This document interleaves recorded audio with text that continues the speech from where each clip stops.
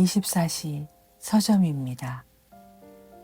1926년 12월의 어느 차가운 밤, 영국의 시골 들판 위로 짙은 안개가 천천히 내려앉고 있습니다. 멀리서는 희미한 가로등 불빛 하나만 축축한 겨울 공기를 비추고 있습니다. 그 길을 지나던 한 남자가 문득 걸음을 멈춥니다. 들판 한가운데 검은 자동차 한 대가 아무 주인도 없는 것처럼 홀로 서 있습니다. 남자는 잠시 주변을 둘러봅니다. 혹시 운전자가 근처에 있는 건 아닌지, 누군가 도움을 요청하는 건 아닌지. 하지만 들리는 것은 바람 소리뿐입니다. 그는 조심스럽게 자동차 쪽으로 발걸음을 옮깁니다. 가까이 다가갈수록 차체에 맺힌 빗방울이 희미한 달빛을 받아 반짝입니다. 번호판에는 DS4086이라 적혀 있습니다. 운전석 문은 반쯤 열린 채 흔들리고 있습니다. 남자는 조심스럽게 몸을 숙여 안을 들여다봅니다. 가죽 시트 위에는 외투 하나가 놓여 있고 작은 가방도 그대로 남아 있습니다. 그리고 운전면허증. 하지만 운전자는 없습니다. 차를 버리고 떠난 사람이라면 왜 짐을 그대로 두고 갔을지, 사고였다면 왜 주변에는 아무 흔적도 남지 않았는지. 이상함을 느낀 남자는 곧바로 경찰에 신고합니다. 잠시 뒤 순찰차의 불빛이 안개 낀 들판을 가르며 다가옵니다. 경찰관들은 랜턴을 들고 자동차 주변을 살핍니다. 한 사람은 풀밭을 비추고 또 다른 사람은 운전석 안을 확인합니다. 그러다 한 경찰관이 운전면허증을 집어듭니다. 손전등 불빛 아래에서 이름을 천천히 읽어 내려갑니다. 잠시 정적이 흐릅니다. 그리고 낮은 목소리로 이름을 다시 확인합니다. 아가사 크리스티. 이미 영국 독자들에게 널리 알려지기 시작한 추리소설 작가였습니다. 하지만 이상하게도 그녀의 자동차는 발견됐는데 그녀 자신은 어디에도 없습니다. 그날 밤 영국은 한 사람을 찾기 시작합니다. 그리고 아무도 예상하지 못했습니다. 평생 수많은 미스터리를 만들어낸 작가가 이번에는 자기 자신이 세상에서 가장 유명한 미스터리의 주인공이 될 것이라는 사실을 말입니다. 그렇다면 도대체 아가사 크리스티는 어떤 사람이었을까요? 시간을 조금 거슬러 1890년 영국 남서부의 작은 해안 도시로 함께 가보겠습니다. 1890년 9월 영국 남서부의 해안 도시 토키. 파도 소리가 잔잔하게 들려오던 그곳에서 한 소녀가 태어났습니다. 이름은 아가사 메리 클라리스 밀러. 훗날 전 세계에서 성경과 셰익스피어 다음으로 많이 읽히는 작가가 될 사람이었습니다. 하지만 어린 시절의 아가사는 평범한 아이였습니다. 아니, 어쩌면 조금 더 조용한 아이였는지도 모릅니다. 또래 친구들과 뛰어노는 것보다 혼자 책을 읽거나 머릿속으로 이야기를 만들어 노는 시간을 더 좋아했습니다. 그런 아가사의 곁에는 언제나 어머니 클라라가 있었습니다. 저녁 무렵이 되면 창밖으로 붉은 노을이 비치고 거실에는 따뜻한 난로불이 피어오릅니다. 어머니와 어린 아가사는 낡은 소파에 앉아 책을 펼칩니다. 한 장을 읽고 잠시 멈춥니다. 그러면 어머니가 묻습니다. 아가사, 다음에는 어떤 일이 일어날 것 같니? 소녀는 잠시 생각합니다. 그리고는 자신만의 이야기를 만들어냅니다. 범인이 도망가기도 하고 잃어버린 보석이 발견되기도 하고 뜻밖의 사람이 진실을 알고 있기도 합니다. 어머니는 그 상상을 막지 않습니다. 오히려 즐거워했습니다. 정말 재미있는 생각이구나. 그 말 한마디에 아가사는 또 다른 이야기를 만들어갑니다. 그렇게 어린 시절의 거실은 세상에서 가장 작은 도서관이자 가장 큰 상상의 무대가 되어갑니다. 훗날 아가사는 회고록에서 자신이 학교보다 집에서 더 많은 것을 배웠다고 이야기합니다. 사람을 관찰하는 법, 조용히 듣는 법, 그리고 아무 일도 일어나지 않는 평범한 하루 속에서도 흥미로운 이야기를 발견하는 법. 그 모든 것은 바로 이 집에서 시작되었습니다. 아직 아무도 몰랐습니다. 지금 어머니 옆에서 조용히 책장을 넘기고 있는 이 소녀가 수십 년 뒤 전 세계 수억 명의 독자들을 한 줄의 문장만으로도 밤새 잠 못 이루게 만들 추리소설의 여왕이 될 것이라는 사실을 말입니다. 하지만 그 재능은 갑자기 나타난 것이 아니었습니다. 조용한 거실에서 책장을 넘기던 작은 손끝에서 조금씩 자라고 있었습니다. 시간은 그렇게 흘러 유럽 전체를 뒤흔드는 거대한 전쟁이 시작됩니다. 그리고 아가사는 생애 처음으로 죽음과 아주 가까운 곳에서 일하게 됩니다. 1914년 유럽은 거대한 전쟁에 휩싸입니다. 거리마다 군복을 입은 청년들이 보이고 기차역에서는 가족들의 작별 인사가 이어집니다. 평화롭던 영국의 풍경도 조금씩 달라지기 시작합니다. 그 무렵 24살이 된 아가사 역시 집안에만 머물러 있지 않았습니다. 그녀는 자원에서 병원으로 향합니다. 처음에는 간호사로 일하며 부상병들을 돌보았습니다. 새벽이 되면 복도에는 희미한 조명만 남아있고 병실 안에서는 환자들의 거친 숨소리가 들려옵니다. 아가사는 조용히 침대 사이를 걸으며 담요를 정리하고 체온을 확인하고 필요한 약을 가져다 줍니다. 그러던 어느 날 그녀는 병원의 약재실에서 일을 맡게 됩니다. 문을 열고 들어서면 선반마다 수많은 유리병이 질서정연하게 놓여 있습니다.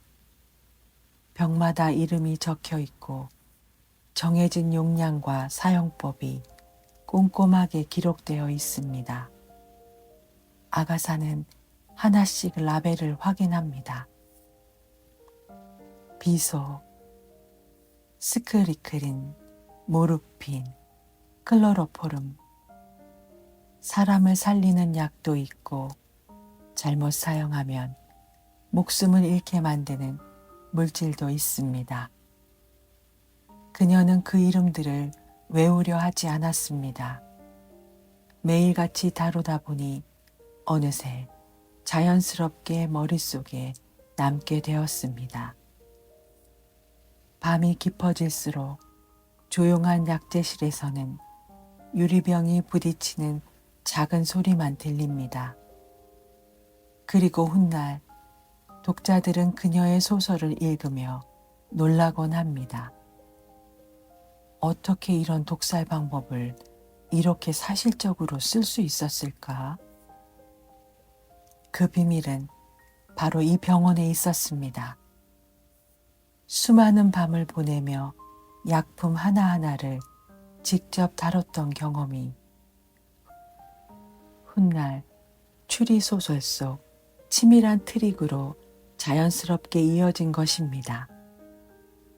하지만 당시의 아가사는 아직 작가가 될 거라고 확신하지 못했습니다. 전쟁은 끝나지 않았고 그녀는 오늘도 조용히 병원 복도를 걸어갑니다. 그 평범한 하루들이 쌓여 훗날 세계에서 가장 유명한 추리소설 작가를 만들어가고 있었습니다.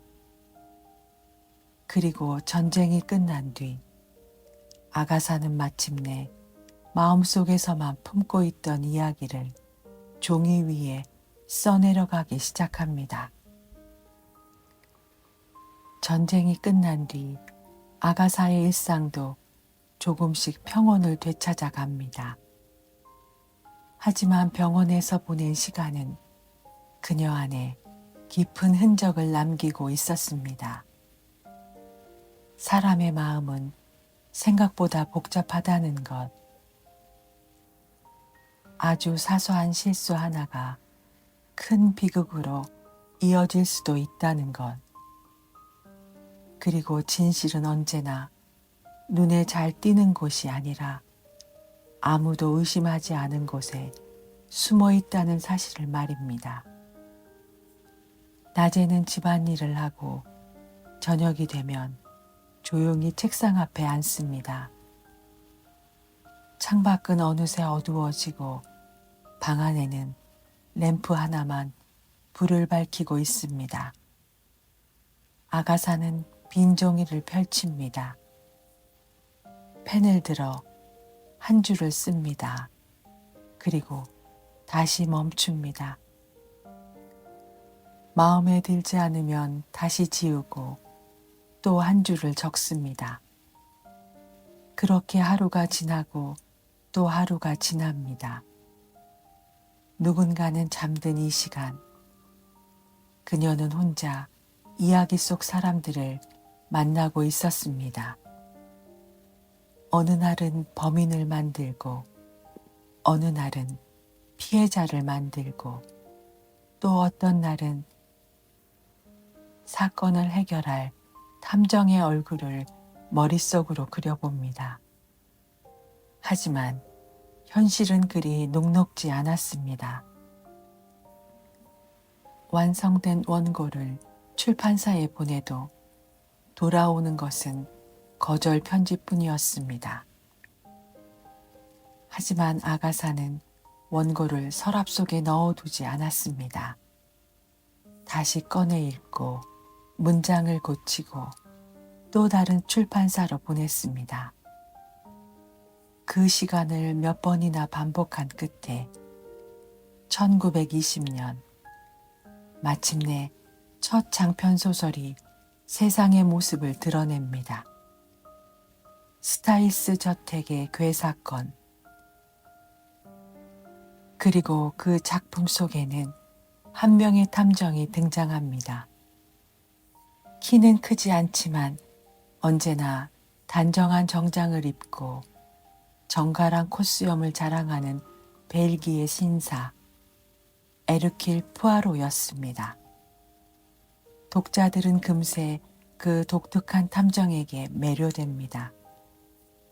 사건 현장을 뛰어다니기보다는 사람들의 말을 조용히 듣고 작은 표정 하나, 사소한 습관 하나를 놓치지 않는 그의 방식은 기존의 탐정들과는 조금 달랐습니다. 입소문은 생각보다 빠르게 퍼져나갑니다.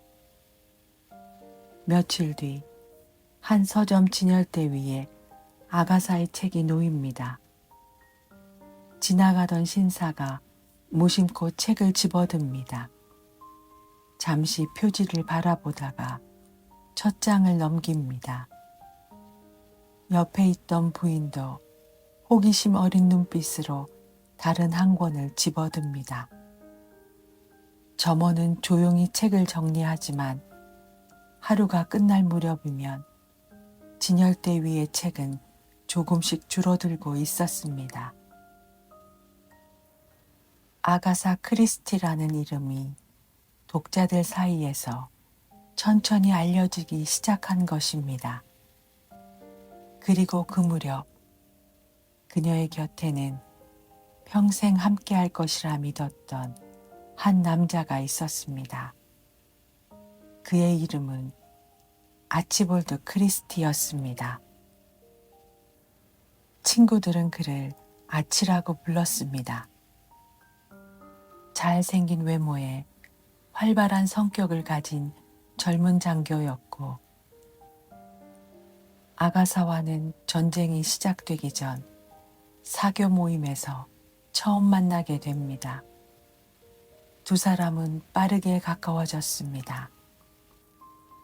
함께 산책을 하고 함께 미래를 이야기하며 서로의 편지를 기다리는 시간이 자연스럽게 이어졌습니다. 그리고 1914년 크리스마스 이브 두 사람은 결혼식을 올립니다. 소박하지만 행복한 결혼이었습니다. 얼마 지나지 않아 딸 로절린드도 태어났습니다. 아가사는 아이를 돌보고 집안일을 하며 틈이 날 때마다 글을 썼습니다. 아치는 그런 그녀를 응원했고 작가로 조금씩 이름을 알리기 시작한 아내를 자랑스럽게 여기기도 했습니다. 겉으로 보기에는 누구나 부러워할 만큼 평온한 가정이었습니다. 하지만 시간이 흐르면서 조금씩 작은 변화들이 생기기 시작합니다. 아치는 점점 집을 비우는 일이 많아졌고 대화도 예전처럼 길지 않았습니다. 식탁에 마주 앉아 있어도 서로 다른 생각을 하고 있는 시간이 늘어났습니다. 그렇다고 큰 다툼이 있었던 것은 아닙니다. 오히려 너무 조용해서 누구도 쉽게 알아채지 못했을 정도였습니다. 그 무렵 아가사는 작가로서 점점 더 바쁜 시간을 보내고 있었습니다.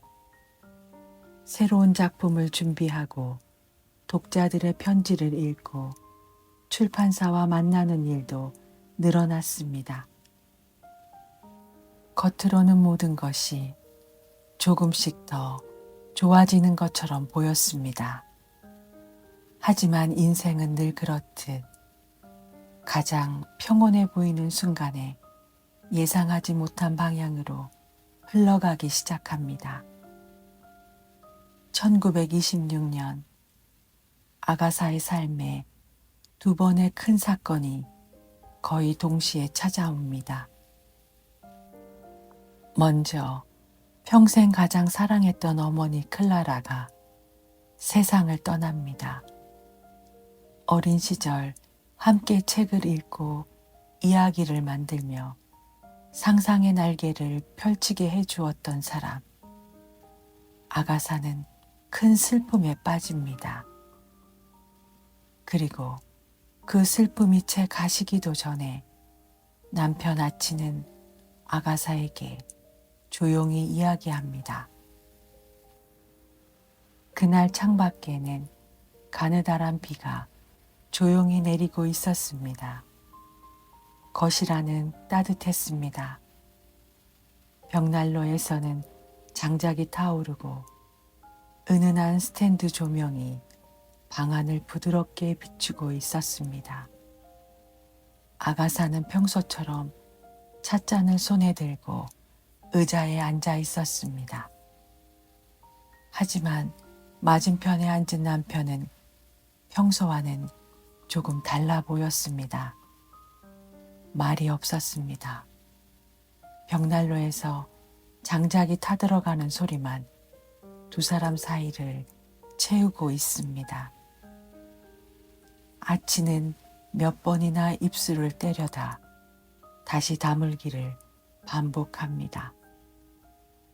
그리고 한참이 지난 뒤 낮은 목소리로 말을 꺼냅니다. 할 이야기가 있어. 아가사는 고개를 듭니다. 익숙한 얼굴, 수년 동안 가장 가까운 곳에서 함께 웃고 울었던 사람. 하지만 그날 밤만큼은 어쩐지 아주 먼 곳에 있는 사람처럼 느껴졌습니다. 아치는 시선을 피한 채 천천히 말을 이어갑니다. 더 이상 이 결혼을 계속할 수 없을 것 같다고 말입니다. 그리고 이미 다른 사람을 사랑하게 되었다고 말합니다. 순간 아가사는 아무 말도 하지 못합니다. 손에 들고 있던 찻잔을 조용히 내려놓을 뿐입니다. 차가 식어가는 동안에도 그녀는 한참 동안 벽난로 불꽃만 바라보고 있습니다. 내가 잘못 들은 걸까? 시간이 지나면 다시 예전으로 돌아갈 수 있을까? 수많은 생각이 머릿속을 스쳐 지나가지만 입 밖으로 나오는 말은 하나도 없습니다. 아치는 자리에서 일어나 천천히 창가로 걸어갑니다. 창문 너머로는 겨울비가 내리고 있습니다. 등을 돌린 채 한동안 아무 말 없이 밖을 바라보던 남편. 아가사는 그 뒷모습을 가만히 바라봅니다. 불과 몇 년 전 평생 함께 늙어갈 사람이라고 믿었던 그 등이었습니다. 하지만 지금은 잡을 수 없는 사람처럼 멀게만 느껴집니다. 그날 거실에서 오간 말은 그리 많지 않습니다. 오히려 침묵이 더 길었습니다. 그리고 그 침묵은 어떤 다툼보다도 어떤 눈물보다도 두 사람의 끝을 더 또렷하게 말해주고 있었습니다. 며칠 동안 아가사는 평소처럼 생활하려 애썼습니다. 원고를 펼쳐보기도 하고 딸과 대화를 나누기도 하고 차를 마시며 마음을 가라앉혀 보기도 합니다. 하지만 글자는 눈에 들어오지 않았고 익숙했던 집안 풍경도 낯설게만 느껴졌습니다. 그리고 1926년 12월 3일 저녁, 아가사는 조용히 방으로 들어갑니다. 짙은 코트를 걸치고 작은 가방 하나를 챙깁니다. 잠시 문 앞에 멈춰선 그녀는 마치 집안을 마지막으로 둘러보듯 천천히 시선을 돌립니다. 이윽고 문을 열고 밖으로 나섭니다. 차가운 겨울 공기가 그녀를 맞이합니다. 아가사는 뒤를 돌아보지 않았습니다. 한 걸음 또 한 걸음 젖은 마당을 지나 검은 자동차 앞으로 걸어갑니다. 차 문을 열고 운전석에 앉습니다. 잠시 두 손을 핸들 위에 올려둔 채 가만히 앉아 있습니다. 무슨 생각을 하고 있었을까요? 남편과 나누었던 마지막 대화였을까요? 어머니의 얼굴이 떠올랐을까요? 아니면 아무 생각도 하지 못할 만큼 마음이 지쳐 있었던 걸까요? 잠시 뒤 엔진 소리가 조용히 들려옵니다. 헤드라이트 두 줄기가 어둠을 가르며 켜집니다. 자동차는 천천히 움직이기 시작합니다. 그 모습은 비 내린 도로를 따라 점점 멀어져 갑니다. 그리고 몇 시간이 지난 뒤 그 자동차는 안개 낀 들판 한가운데 홀로 남겨진 채 발견됩니다. 운전자는 없었습니다. 차 안에는 외투와 가방, 그리고 운전면허증만 그대로 남아 있었습니다. 그 순간부터 영국 전역은 한 사람의 행방을 찾기 위해 움직이기 시작합니다. 경찰은 들판을 수색하고 신문은 특보를 내보내며 사람들은 저마다의 추측을 쏟아냅니다. 하지만 정작 아가사 크리스티는 그 어디에서도 발견되지 않습니다. 세상에서 가장 유명한 추리소설 작가. 그녀는 그렇게 자신이 만든 어떤 소설보다도 더 이해하기 어려운 미스터리 속으로 사라지고 있었습니다. 다음 날 아침, 영국의 신문들은 일제히 같은 이름을 일면에 실었습니다. 아가사 크리스티 실종. 신문을 펼친 사람들은 잠시 손을 멈춥니다. 기차 안에서도, 카페에서도, 거리의 벤치에서도 사람들은 같은 기사를 읽고 있습니다. 세계적인 추리소설 작가가 흔적도 없이 사라졌다. 누군가는 믿을 수 없다는 표정을 짓고 누군가는 혹시 새로운 소설을 위한 장난이 아니냐며 웃어 넘깁니다. 하지만 경찰은 그렇게 생각하지 않았습니다. 현장은 너무 이상했습니다. 자동차는 들판에 그대로 남아 있었고 주변에서는 몸싸움의 흔적도 사고의 흔적도 도움을 요청한 흔적도 발견되지 않았습니다.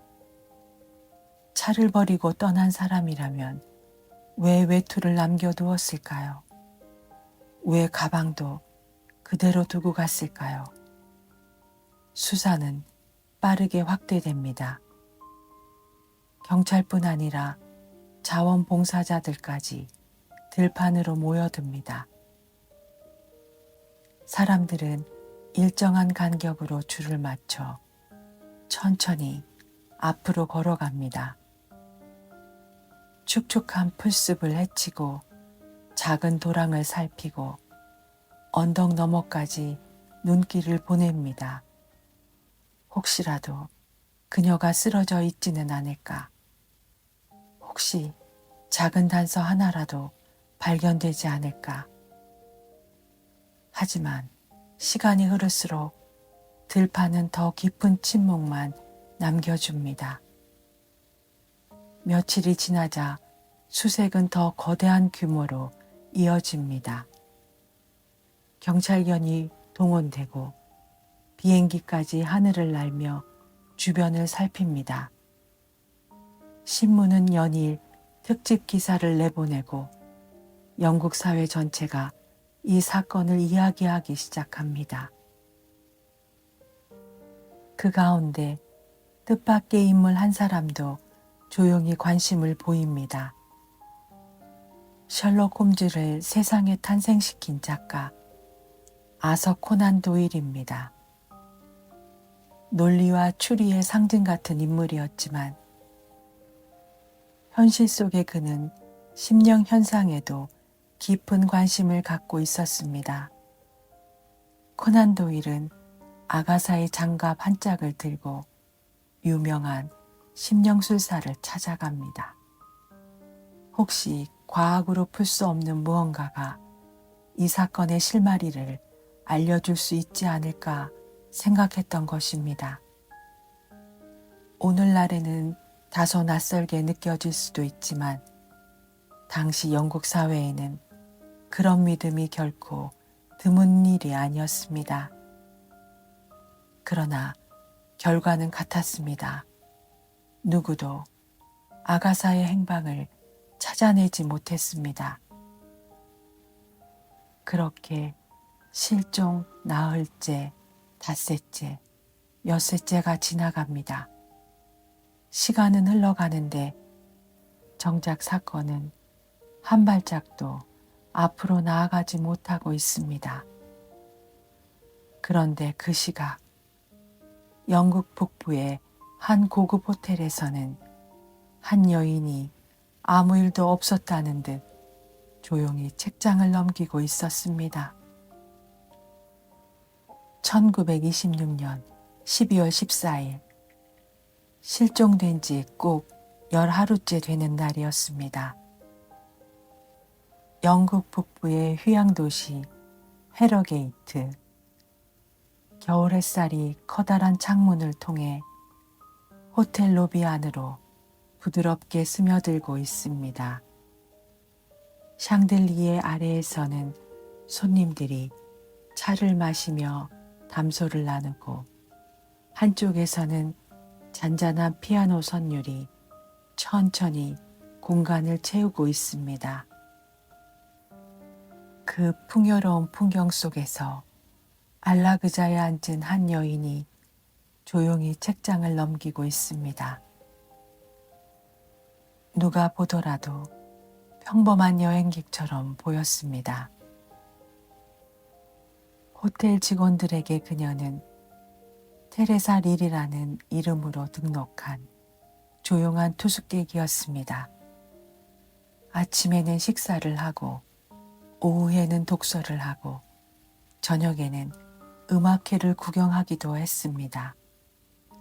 가끔 다른 손님들과 짧은 인사를 나누기도 했지만 특별히 눈에 띄는 행동은 없었습니다. 세상은 그녀를 찾기 위해 떠들썩했지만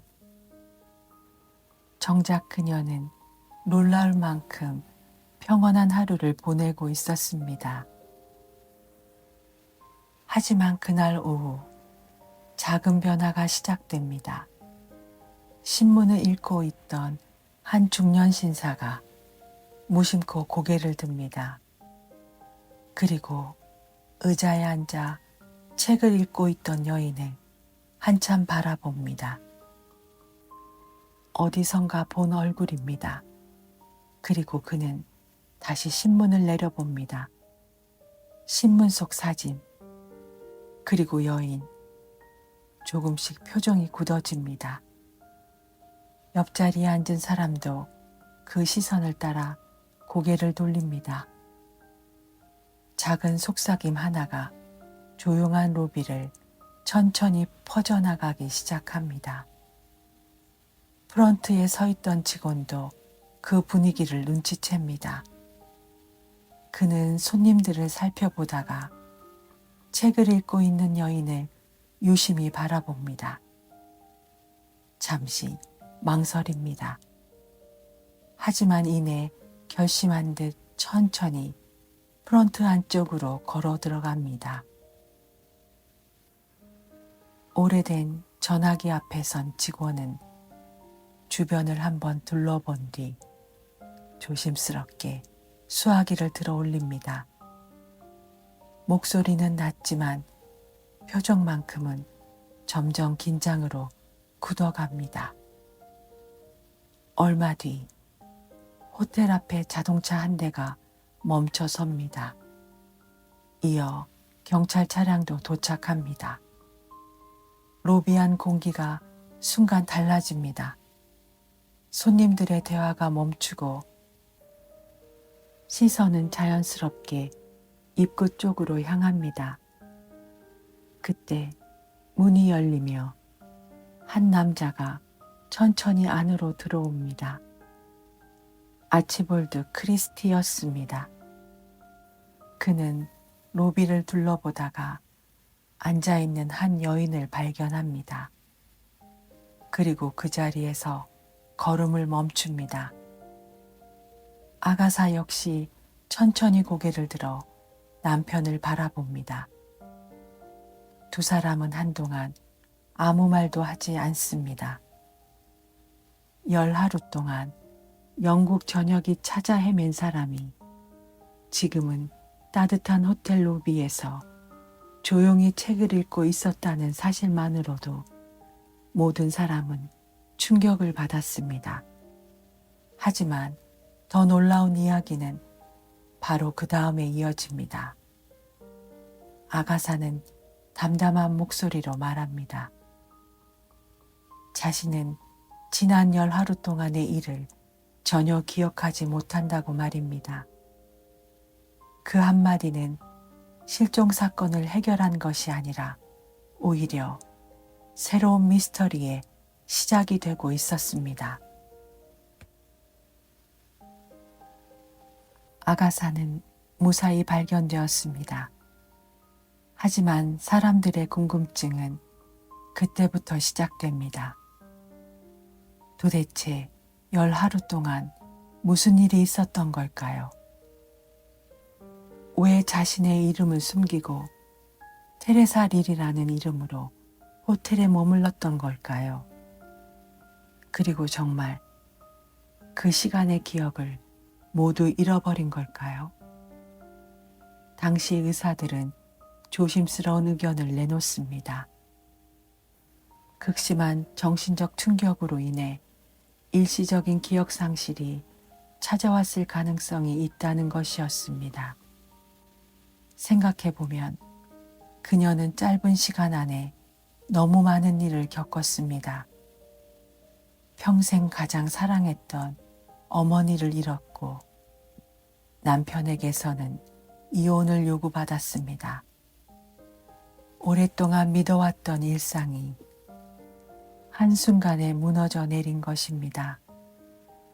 일부 전문가들은 극심한 스트레스가 해리성 기억 상실을 일으켰을 가능성을 이야기합니다.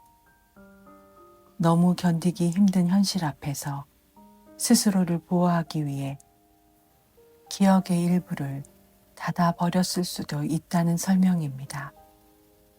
하지만 모두가 그 의견에 동의한 것은 아닙니다. 어떤 사람들은 그녀가 남편에게 충격을 주기 위해 의도적으로 사라진 것이라고 주장합니다. 또 어떤 사람들은 상처받은 마음을 추스리기 위해 잠시 세상으로부터 도망친 것뿐이라고 말합니다. 심지어 새로운 작품을 위한 거대한 홍보 전략이었다는 주장까지 등장했습니다. 하지만 그 가설은 곧 힘을 잃습니다.